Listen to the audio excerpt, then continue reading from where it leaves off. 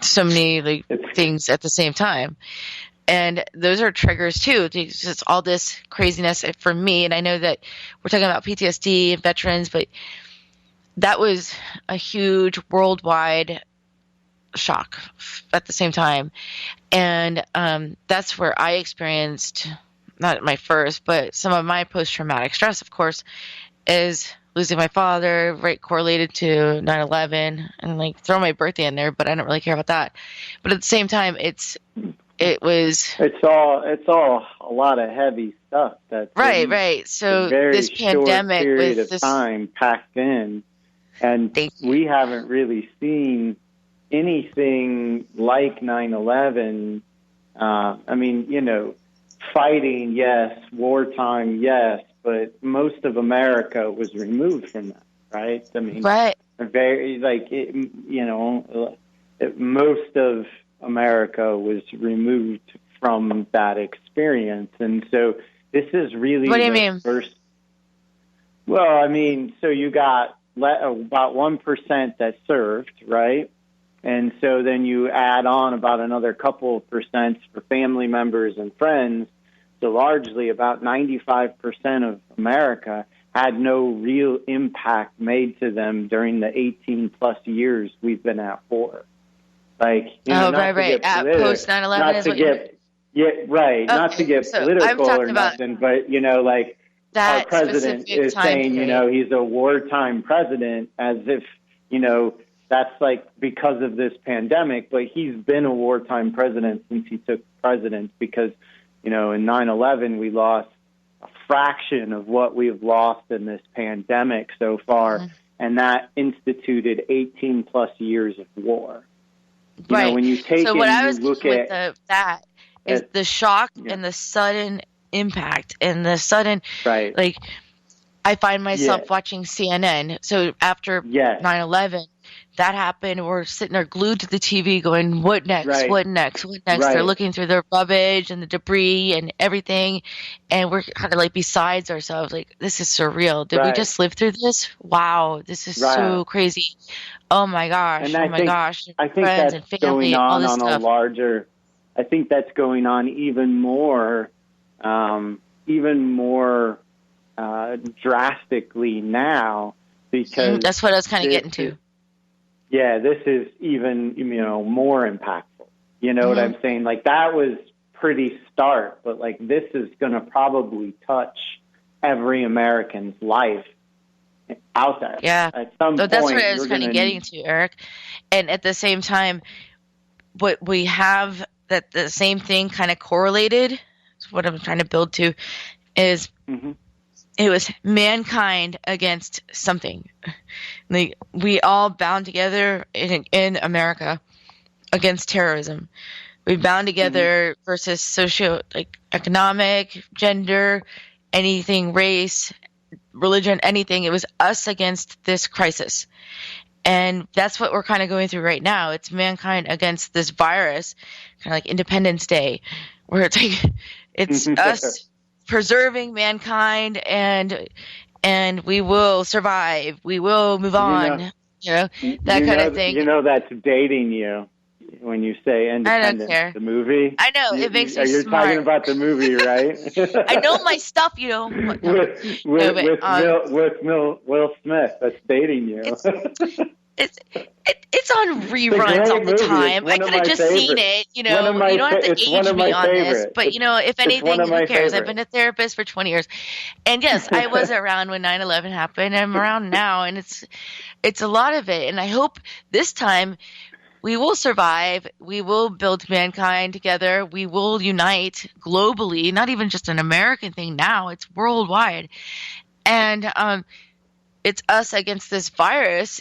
But at the same time, we're all uniting. We're all looking out for each other. You could see some human kindness all around if you look at it. Once they got past the fighting over the Charmin, you can see this stuff. Kind of joking there, but not really. But at the same time, you can see people bonding together, reaching out, trying to be there for each other, trying to reach out. we're all going through it similarly. It's the same thing, and it's not judgmental. Yeah, this virus against mankind, kind of like terrorism was against, it just. Well, I think it's even hitting larger and impacting. Than that. Yeah, but I think besides, it's even larger than that. My point is that I love seeing a lot of people coming together and doing what they can for their neighbors, and coming together and doing what they can online, and doing what they can to support each other and try to be a voice of reason, try to be there to help each other out. Let me play the other side just for interesting conversation. There we go. We're on the radio, but no, so one of the things that I've been asking myself is, as somebody who really tries to be that positive influence for others, right? Like I try to use my experiences to help others, and push forward and put out good stuff on my social media feed and treat people with respect and dignity. And I'm seeing all of that going on now, and I'm loving it. And I don't want people to stop. But my question is why does it take a pandemic for people to start treating each other like that? It's so funny. I was getting to that. I hope it doesn't, because you remember post 9/11, everyone had their American flags from the car. Everyone was there together. And then you worked like 13 months down the road. Everyone's kind of like, huh. Or whatever. I look out in my neighborhood right now. I'm looking out the window down my street, and there are only 2 people down my entire street who are flying an American flag. Myself and my neighbor on the other side of me, who also happens to be a veteran. And so, when we talk about coming together, like it's a beautiful thing when it happens, but how do we engage this from a larger standpoint of society and recognize that when we come together, we're stronger? We have less issues from a mental health standpoint as communities, and we get more accomplished. Yes. It's important to even discuss that and how can we come together. But Eric, it's time for our second break. And I really want to discuss that, because I think a lot of people are wondering how we can make this.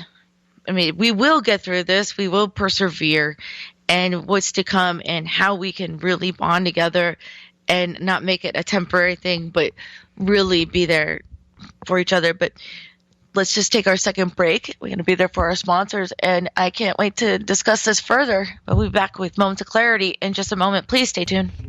We will return to Moments of Clarity with Tiffany Werner after these messages.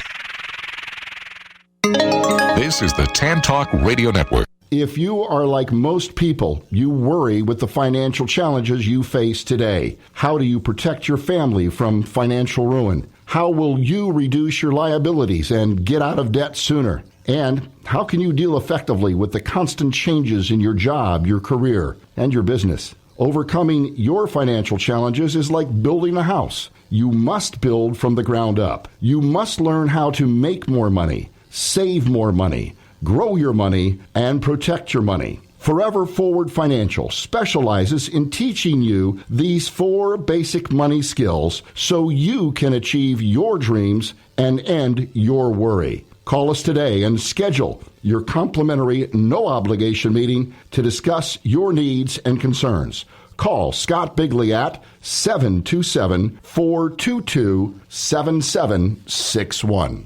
Are you looking for a great book? If you like to root for the underdog, Joe Potosi's book is a book for you. A real American Odyssey that will grab your attention with its fast-moving narrative. You won't be able to put this masterpiece down. When the Dust Settled by Joe Potosi. Go to Amazon, Barnes & Noble, or Zulin Press. Hi, this is Tiffany Warner, your host of Moments of Clarity. Living with a mental health disorder is not easy. If you or someone you know are struggling with this, please know it's so important to seek treatment, and I'm here to help. Please visit the website at momentsofclaritywithtiffany.com to view blog posts and resources on this site to help educate and inspire you to take action, because there's no shame in seeking help for mental health. While you're there, please take a few seconds to sign up for my email list. You'll get some extremely valuable educational and entertaining content that can be sent right to your inbox each week. Plus, you'll also get instant and free access to my guide on managing your anxiety. You can also follow me on Twitter at MOC with Tiffany and at Facebook at Tiffany Warner. And once again, the website is momentsofclaritywithtiffany.com. Thank you so much for your support and for listening to your show, because change can only come when we stand together as one. This is the Tan Talk Radio Network. Now back to Moments of Clarity with Tiffany Werner, licensed mental health counselor. To engage in the conversation, call 866-826-1340. Here's Tiffany. Hello, and welcome back. If you're just tuning in, this is Moments of Clarity. My name's Tiffany Werner, and I'm a licensed mental health counselor, and I'm your host. And today we are discussing post-traumatic stress and how it affects people that have served in our country post-combat, and how this whole pandemic is not only affecting them, but people like myself who have gone through trauma and things are being triggered. And we've, in this lifetime and in this generation, we've never experienced exactly what's going on right now, but we've persevered and survived a lot of other stuff. And my guest today is retired Sergeant, U.S. Army. He's a survivor of traumatic brain injury and post-traumatic stress disorder and veteran suicide. And I want to welcome back to Moments of Clarity, Eric Donoho. Hi, Eric. Hey, what's up? What's up? Hey. Hey. Well, anyway, so we're talking about some pretty serious stuff. But while we were on the break, we have a caller, Fred. And thank you, Fred, for calling in. Welcome to Moments of Clarity. Hey, Fred. Hi. Hi. How are you? Fred. Good. Good. How are you? We're hanging on by a string, bro. I recognize Fred. Fred's a friend of mine, Fred Brown. He's a veteran, a cancer survivor, among other things, too. A lot of PTSD, a veteran, and a musician. And he thank you for calling in, Fred, and for all you do and supporting the show and everything. Yeah, I got you sent me a heads up, and I had just gotten back. I snuck out to the studio because, I'm doing some more work, and I was able to do that, and I couldn't wait to get up. I'm bringing this stuff up the stairs and hurry up before, I did tell you we're going to be on the air what we're talking about, and I knew you'd want to call in. So here we are. Absolutely. I love it. I'd like to thank you for your service, sir. Eric, thank you for yours. And, I know it's not easy, and a lot of things, just no matter what you do. I was in the Navy. You were in the Army. I was on the ship, having a hot shower every night. You were in the jungle or the desert, wherever you were at, and suffering every day. So you've seen a lot of mostly bad, a lot more worse stuff than I did. But hey, but you're both you're both used to isolation and solitary confinement and quarantine. I think everybody's service is important and is each person's own story to the history that makes this country great. So, whether it's on a boat, whether it's, in the Marines, Air Force, Army, Coast Guard, it doesn't really matter to me. I got a ton of respect because, you raised the right hand and you well, it takes a lot of different pieces to make the whole puzzle fit. It doesn't matter which one which. We can't do one without the other often. So it's the commitment. Yeah. But Fred, so how when you were saying that you listened and you wanted to call in about the pandemic and striking and PTSD?